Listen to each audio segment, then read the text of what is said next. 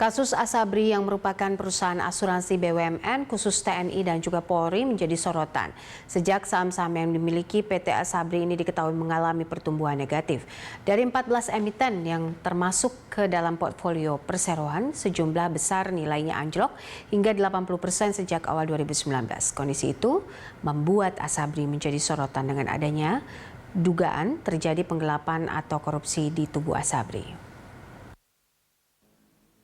Dugaan korupsi yang terjadi di perusahaan pengelola dana pensiun TNI dan Polri ini sama halnya dengan yang terjadi pada PT Asuransi Jiwasraya yang dimanipulasi investasi dengan melibatkan pihak-pihak yang bukan merupakan manajer investasi dan tidak menggunakan analisis dalam penempatan dananya.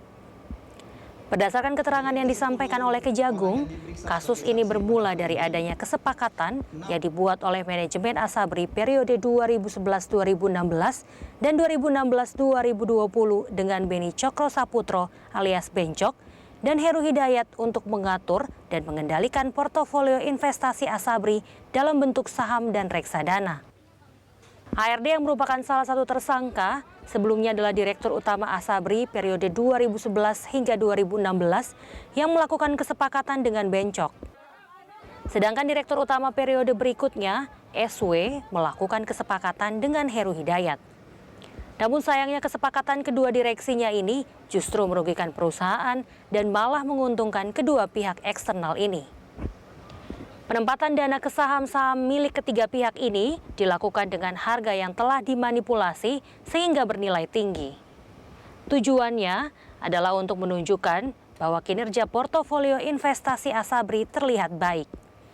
Setelah saham-saham ini masuk sebagai portofolio Asabri, kemudian ditransaksikan dan dikendalikan oleh ketiga orang tersebut.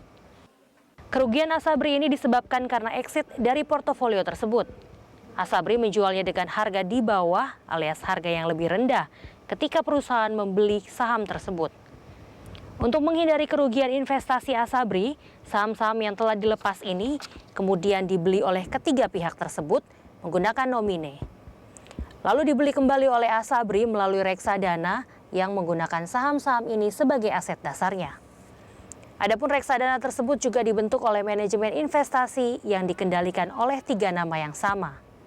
Atas transaksi yang berlangsung selama 2 periode kepemimpinan tersebut, Asabri telah menyebabkan kerugian negara senilai 23,73 triliun berdasarkan hasil audit dari Badan Pemeriksaan Keuangan atau BPK.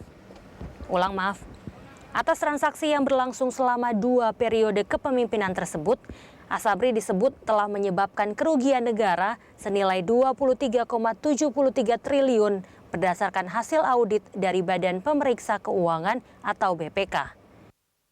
Tim Liputan Berita 1.